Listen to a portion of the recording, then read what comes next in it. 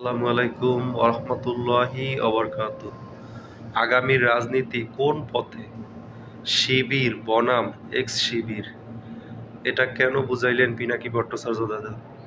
তো তার জন্য অবশ্যই আপনাকে সম্পূর্ণ ভিডিওটি দেখতে হবে। দেখার পরে অবশ্যই আপনাদের মতামত জানাবেন। শিবির জামাত শিবিরকে নিয়ে প্রথম একটা লং ভিডিও দিয়েছেন পিনাকি ভট্টাচার্য দাদা। সম্পূর্ণ ভিডিওটি অবশ্যই অনুরোধ করব সবাইকে দেখার জন্য। ধন্যবাদ সবাইকে। ভারতের সেনাপ্রধান বলছে যে এই সরকারের সাথে সম্পর্ক নাই, কিন্তু আর্মির সাথে ভালো সম্পর্ক আছে। মানে বাংলাদেশের সরকারের সাথে সম্পর্ক নাই, বাংলাদেশের আর্মির সাথে সম্পর্ক আছে। ওরা নির্বাচিত সরকারের সাথে সম্পর্ক করবি, এই সরকারের সাথে প্রফেসর ইউনূসের সরকারের সাথে সম্পর্ক করবি না। মানে ইন্ডিয়ার সেনাপ্রধানও বাংলাদেশের দ্রুত নির্বাচন চায়, বুঝিসাও? যা করার ও আকারের সাথে করে নাও বাপধান।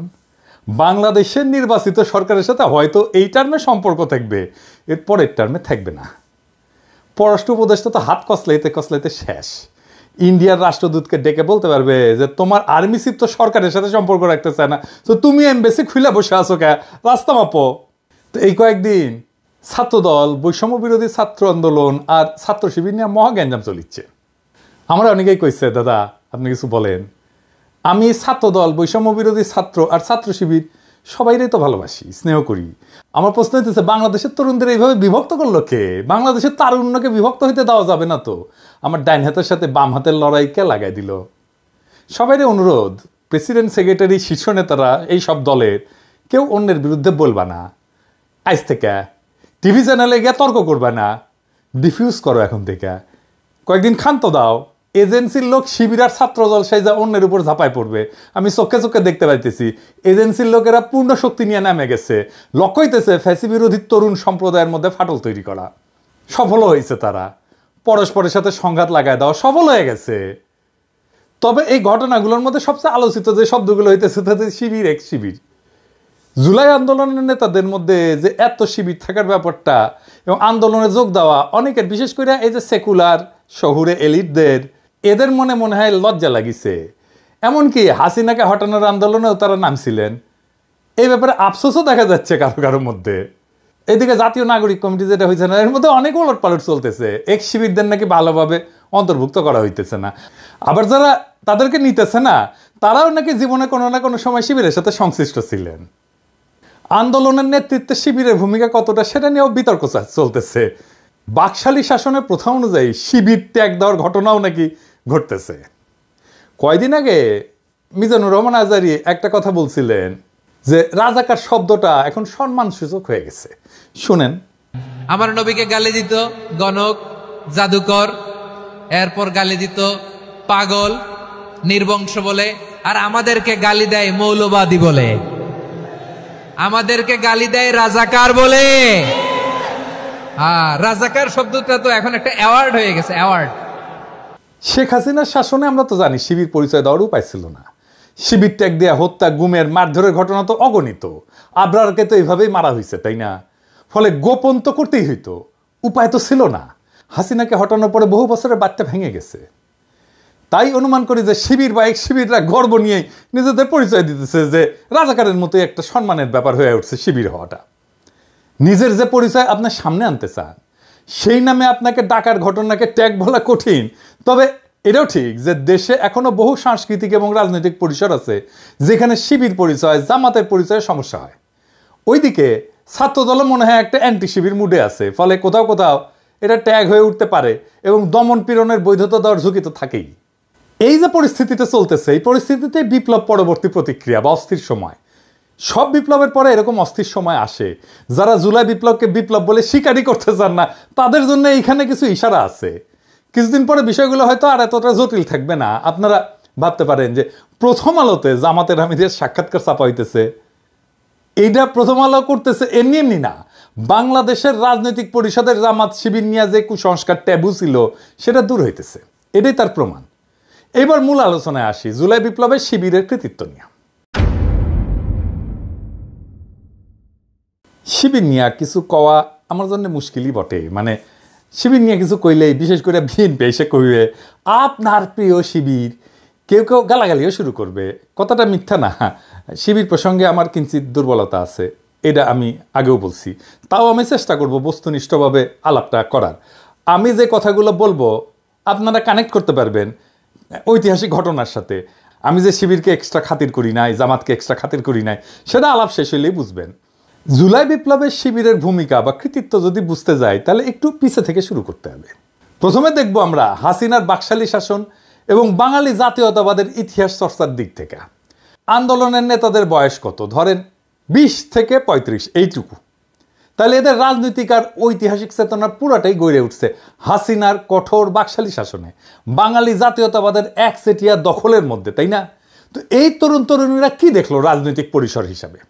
তারা দেখলো বাংলাদেশ পুরোপুরি ভারতের দখলে। এই দেশের সংখ্যাগরিষ্ঠ মানুষের ধর্ম সংস্কৃতি যেন লজ্জার বিষয়। তারা নির্যাতনের শিকার। বাংলাদেশের রাস্তায় দাড়ি টুপি নিয়ে হাঁটা যায় না, পুলিশ ধরে। বাংলাদেশের সব মসজিদ হয়ে উঠছে আল আকসা মসজিদের মতো, ইসরায়েলের মতো পুলিশের ঠাসা থাকে মসজিদ। বাসায় ধর্মীয় বই রাখা যায় না, বলে জিহাদি বই। দাড়ি টুপি থাকা মানে তারা আয়নাঘরে আটকায় রাখা যায়। আয়নাঘরের দেয়ালে যে লেখা, সেটা তো সারা বাংলাদেশের সাধারণ মুসলমানের আর্তনাদ। আলেমদের নির্বিচারে গণহত্যা করা যায়, সর্বজন শ্রদ্ধেয় আলেমকেও রিমান্ডে অত্যাচারের শিকার হইতে হয়, বছরের পর বছর আটকা থাকে বিনা বিচারে মুসলমানের সংস্কৃতি নির্বাসনে। আর বাংলাদেশে যে সংস্কৃতি সেলিব্রেট করা হয় সেটা আসলে বাঙালি হিন্দুর সংস্কৃতি। আনন্দবাজার আনন্দ না লুকায় উল্লাস করে নিউজ করে ঢাকার পয়লা যেন অষ্টমীর এক ডালিয়া, মানে পয়লা বৈশাখ। তো লিখতেছে কার সঙ্গে তুলনা করা যেতে পারে?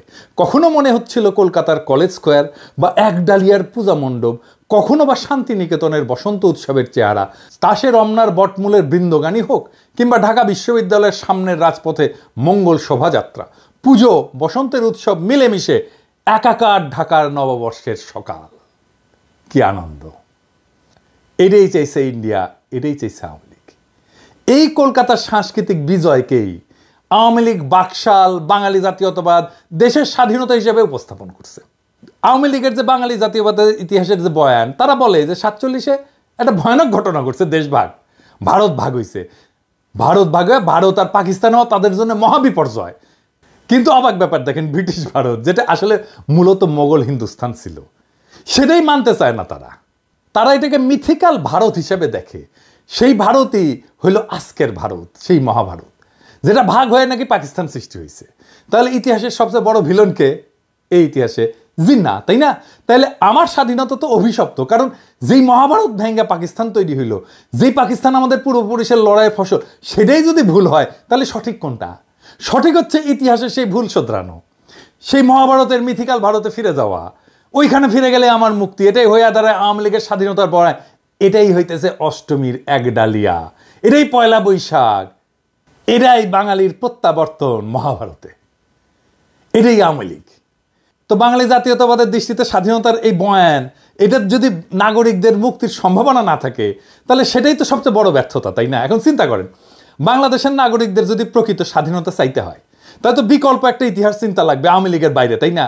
কেননা খোদ স্বাধীনতার বয়ান আপনার মুক্তির আকাঙ্ক্ষাকে ধারণ করতে পারতেছে না। তো এখন দেখেন, আপনি যদি দেশের মানুষের মুক্তি চান, স্বাধীনতার রাজনীতি করেন, আন্দোলন করেন, তাহলে তো একটা সংগঠিত রাজনৈতিক শক্তি লাগবে আপনার জন্য। দেশের মানুষকে আহ্বান জানাইতে হবে তো সেই রাজনৈতিক শক্তি থেকে। সবচেয়ে বড় কথা, জনগণের ভরসাস্থল হইতে হবে তো আপনাকে। আপনার ডাকে তারা সাড়া না দিলে কিভাবে আন্দোলন করবেন? আপনি তখন সংগঠিত রাজনৈতিক শক্তির খোঁজ করবেন, তাই না? উঠতে বেড়াবেন, দেশের রাজনৈতিক সংগঠনগুলোর দিকে নজর দিবেন, তাদের বয়ান ইতিহাস চিন্তা যাচাই বাছাই করবেন, তাই না? হাসিনা প্রতিপক্ষ রাজনৈতিক শক্তিগুলোর মধ্যে যদি সম্ভাবনা খুঁজতে যায়, দেখেন কারা কারা আছে। বিএনপি আছে, বাম দল আছে 2-1টা, জামাত আছে, শিবির আছে, এই তো হেফাজত আছে। এই পর্যায়ে এসে আপনার মনে হবে যে বাংলাদেশে প্রকৃত স্বাধীনতার ভিত্তি কোথায়, দেশের নাগরিকদের মুক্তির জন্য কোন ইতিহাস চিন্তা সবচেয়ে উপযুক্ত, তাই না? আপনি বিএনপিকে যদি দেখেন, দেখবেন যে নির্যাতিত তারা, হাসিনার দমন পীড়নে তারা পিষ্ট, নেতারা জেলে, কর্মীরা গুম হয়ে যাচ্ছে, ক্রসফায়ারে যাচ্ছে, ঘর বাড়ি ছেড়ে পালাই বেড়াচ্ছে বনে জঙ্গলে, তাই না? ভালো একটা সম্ভাবনা খুঁজে পেলেন, মজলুম দল সাধ্যমতো লড়াই করতেছে, রক্ত দিতেছে, তখন তাদের ইতিহাস চিন্তার দিকে নজর দেবেন। আপনি কি পাইলেন?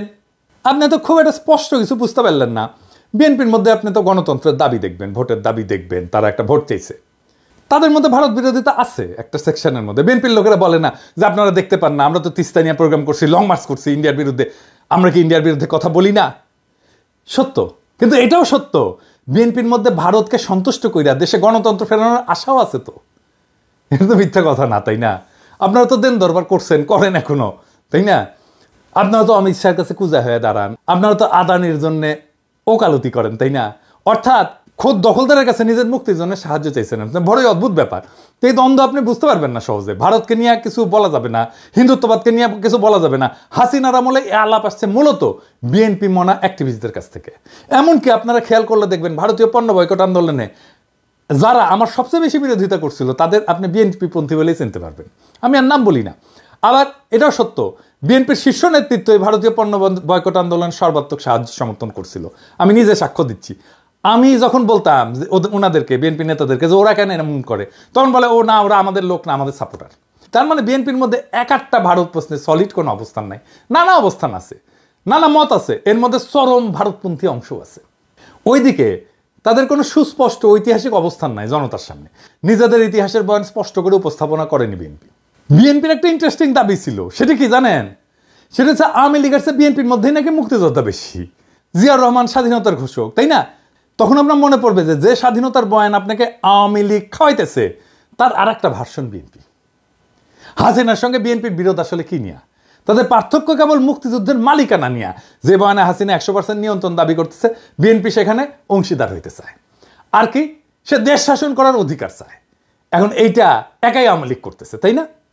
তো ঘটনা বোঝার জন্য আপনাকে যখন জিন্নার দিকে ফিরতে হবে, তখন দেখবেন বিএনপির কাছে জিন্নাও হিলেন, অথবা তারা এই বিষয়ে স্পষ্ট কোনো অবস্থান নেয়নি। বাঙালি জাতীয়তাবাদের ইতিহাস চিন্তা থেকে বাড়ায় আসতে না পারার কারণেই বিএনপি বুঝতে পারে না যে পাকিস্তান ইতিহাসের একটা অপরিহার্য ঘটনা। এটা কেবল ব্রিটিশ ভারতের স্বাধীনতা ছিল না, বরং মুসলমানদের জন্য একটা নিরাপদ রাষ্ট্র তৈরির প্রয়োজনীয়তা ছিল।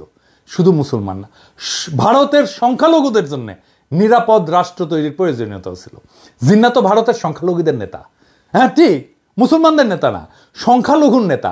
হিন্দু দলিতের নেতাও ছিল জিন্না। পাকিস্তানে যারা হিন্দু ছিল তারা ছিল দলিত। পশ্চিম পাকিস্তানের দলিত সুজাক তেহরিক দল আছে হিন্দুদের, এরাই কিন্তু পাকিস্তানের সংখ্যাগরিষ্ঠ হিন্দু।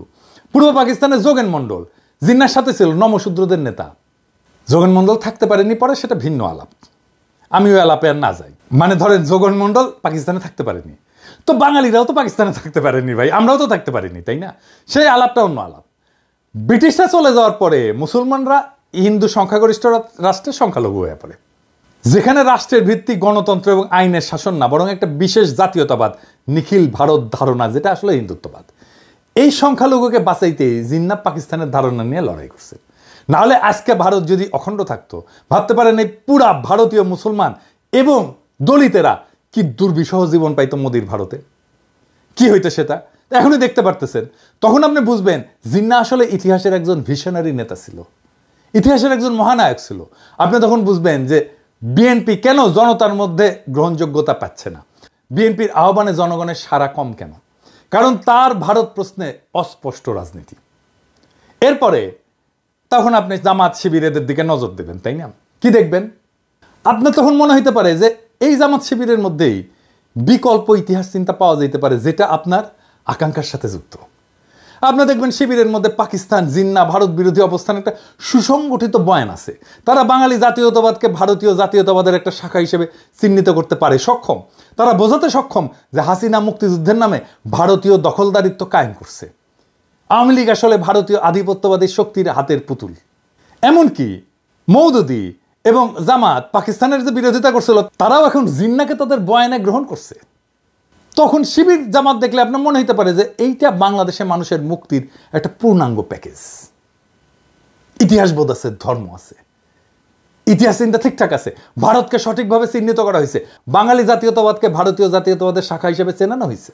আপনি যখন এই বিকল্প ইতিহাস চিন্তার সামনে এসে দাঁড়াবেন জামাত শিবিরের, তখন দেখবেন যে বিএনপি কেন জনগণের আস্থা পাচ্ছে না। কিন্তু আপনি যদি আরো গভীরে যান তাহলে দেখবেন যে জামাত শিবিরের ডাকেও জনগণ সাড়া দিচ্ছে না। কেন? এটা কি কেবল হাসিনার দমন পীড়নের কারণে, নাকি আরো কোনো কারণ আছে? আসেন সেটা একটু বুঝে দেখি। জামাত শিবির প্রসঙ্গে একটাই অস্বস্তি বাংলাদেশের মানুষের মনে, সেটা হইতেছে জামাত শিবির কেন 1971 নিয়ে স্পষ্ট কোনো আলাপ করে না। তাদের বক্তব্য 1971 পুরাপুরি ভারতীয় ষড়যন্ত্র, কিছু গাদ্দার বাঙালির সহযোগিতায় ভারত দেশটাকে ছিনে নিছে। আপনার মধ্যে অস্বস্তি তৈরি হবে, কারণ আপনি তো মানুষের বেদনা, চোখের পানি, রক্ত চেনেন, আপনি তো ইতিহাস দেখছেন। মুক্তিযুদ্ধ তো খুব দূরের ঘটনা না, এগুলো তো অস্বীকার করতে পারবেন না। আপনার তখন মনে হবে একদম নিরপেক্ষভাবে দেখলে 1971-এর ঘটনা কেবল ষড়যন্ত্র ও দুর্ঘটনা না, এটি ইতিহাসের একটা গভীর বাস্তবতা, যেখানে লাখো মানুষের রক্ত ঝরছে। মুক্তিযুদ্ধের বয়ানে যতই দুর্বলতা থাকুক, ভারতের যতই উস্কানি থাকুক, যতই ষড়যন্ত্র থাকুক, স্বাধীন বাংলাদেশ তো আমরা চাইছিলাম। লড়াই করছে আমাদের মানুষ, রক্ত দিচ্ছে। জামাত আর শিবির যেই বয়ানি আনুক না কেন, তারা যেই প্রশ্নের উত্তর দিতে পারবে না, এখনো পারেনি, সেটা হচ্ছে 25শে মার্চ তো একটা জেনোসাইড হয়েছিল, গণহত্যা হয়েছিল, তাই না? আপনারা তার প্রতিবাদ তো করেন নাই। রাজনীতিতে জেনোসাইড একটা decisive moment, very decisive moment. আপনাকে এই সময় ভিকটিমের পক্ষ নিতে হবে। ওই মোমেন্টে পক্ষ নিতে না পারাটা রাজনৈতিক ব্যর্থতা। এই যে এক্স শিবির ধারণা, এইটা হইতেছে শিবিরের সেই অংশ যারা শিবিরের হিস্ট্রিগ্রাফি, ইতিহাসবোধ, হিস্ট্রিসিজমকে ওন করে, আবার 1971-এর 25শে মার্চের রাইট ডিসিশন নিতে না পারাটাকেও ডিজওন করে। আপনি যখন এমন একটা নতুন ইতিহাস চিন্তায়, নতুন হিস্ট্রিগ্রাফিতে পদার্পণ করেন, যা একদিকে ভারতীয় আধিপত্যবাদকে প্রত্যাখ্যান করবে, অন্যদিকে 1971-এর বাস্তবতাকেও অস্বীকার করবে না, তাইলে আগামীর বাংলাদেশে সেই রাজনীতি কিভাবে তৈরি হবে? বাংলাদেশের স্বাধীনতাকে পোস্ট কলোনিয়াল রাষ্ট্র হিসেবে দেখতে হবে, যেখানে ভারত বা পাকিস্তানের কোনো প্রভাব নাই, বরং এটা একটা স্বতন্ত্র জাতি রাষ্ট্র, যেখানে জনগণের স্বার্থই মুখ্য, জনগণই এই রিপাবলিকের মালিক, তারাই তার ইতিহাসবোধের কর্তা। আপনি তখন দেখবেন বাংলাদেশ ভারতের মতো একটা আগ্রাসনবাদী, সাম্রাজ্যবাদী, আধিপত্যবাদী রাষ্ট্র না, আবার পাকিস্তানের মতো একটা ধর্মভিত্তিক রাষ্ট্রও না। এটা সত্যিকার অর্থে একটা আধুনিক পোস্ট কলোনিয়াল রাষ্ট্র, যেখানে নাগরিকদের সমান অধিকার নিশ্চিত করা দরকার। আপনার এই নতুন ইতিহাস ভাবনা আপনাকে ওই সাবেক এক্সিবিট বানায় দেবে, আর এইখান থেকেই শুরু হবে নতুন রাজনৈতিক আন্দোলন, যা ভারত বা পাকিস্তানের ছায়ারায় বাংলাদেশের জনগণের প্রকৃত মুক্তি নিশ্চিত করবে। আমরা সেই রাস্তায় হাঁটতে শুরু করছি। বাংলাদেশের আগামীর রাজনীতির দিশাও আসবে ওইখান থেকে। আর আমি মনে করি যে এই সাবেক শিবির যারা জামাতের রাজনীতিতে যায় নাই, আবার শিবিরের ইতিহাসবোধ পাইছে, তারাই আগামী বাংলাদেশের ইন্টেলিজেন্সিয়া। বাংলাদেশের রাজনীতি এখন এক সন্ধিক্ষণে দাঁড়ায়। নতুন রাজনীতির জন্ম নিচ্ছে। আমরা যা যা দেখছি তা নতুন রাজনীতির প্রসব বেদনা। পুরনো বয়ানের আবর্ত থেকে বেড়ায় নতুন দৃষ্টিভঙ্গি গড়ে তোলার সময় আসছে। আমরা যদি সত্যি একটা স্বাধীন, সার্বভৌম এবং জনগণের কল্যাণে নিবেদিত রাষ্ট্র করতে চাই, তাহলে অতীতের ভুলগুলো থেকে শিক্ষা নিতে হবে এবং ভবিষ্যতের জন্য একটা সুসংহত দৃষ্টিভঙ্গি গড়ে তুলতে হবে। এটাই বাংলাদেশের আগামীর ইতিহাস চেতনা। এখন সময় বাংলাদেশের তরুণ সমাজকে ঐক্যবদ্ধ করার, বিভক্তির রাজনীতি থেকে বেড়ায় এসে একটা নতুন জাতীয় চেতনার ভিত্তি গড়ে তোলা। আমাদের লক্ষ্য হওয়া উচিত একটা এমন বাংলাদেশ যেখানে ব্যক্তি স্বাধীনতা, গণতন্ত্র, ন্যায় বিচার, সার্বভৌমত্ব এবং মানব সত্তার মর্যাদা অক্ষুণ্ণ থাকবে। যে তরুণেরা অতীতে ভিন্ন মতাদর্শের কারণে বিভক্ত ছিল, তাদের সামনে এখন ঐক্যবদ্ধ হয়ে দেশের জন্য কাজ করার সুযোগ আসছে। আমাদের ভুলে গেলে চলবে না। একটা জাতি তখনই উন্নতি করে যখন সে নিজের ইতিহাসকে গ্রহণ করে, তার থেকে শিক্ষা নেয় এবং ভবিষ্যতের জন্য নতুন দিগন্ত উন্মোচন করে। বাংলাদেশের ভবিষ্যৎ আজ আমাদের হাতে। ইতিহাসের জটিলতাগুলোকে বুঝে, ভুল শুধরে এবং বিভক্তির রাজনীতি পরিহার করে আমরা কি পারবো একটা সত্যিকারের স্বাধীন, আধুনিক, আত্মনির্ভরশীল রাষ্ট্র গড়ে তুলতে? উত্তরটা আমাদের সকলের হাতে। এখন সময় সামনে আগায় যাওয়ার, নতুন বাংলাদেশ গড়ার, নতুন সম্ভাবনার দুয়ার উন্মুক্ত করার। আসেন সেই কাজে আমরা হাত লাগাই। বিপ্লবের প্রেরণা থেকে শক্তি নিয়ে সামনে আগায় যায়। ইনকিলাব জিন্দাবাদ।